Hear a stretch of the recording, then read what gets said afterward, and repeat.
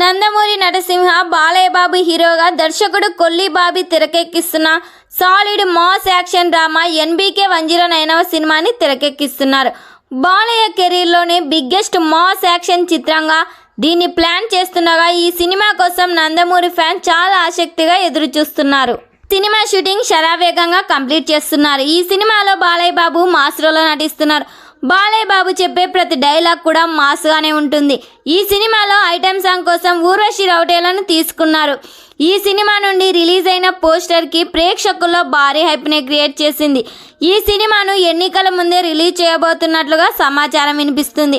మే నాటికి కంప్లీట్ అయిపోయి రిలీజ్ చేస్తే వేరే భారీ సినిమాలు లేకపోవడంతో బాలయ్య సినిమాకి చాలా మంచి ఛాన్స్ ఉన్నట్లుగా తెలుస్తుంది.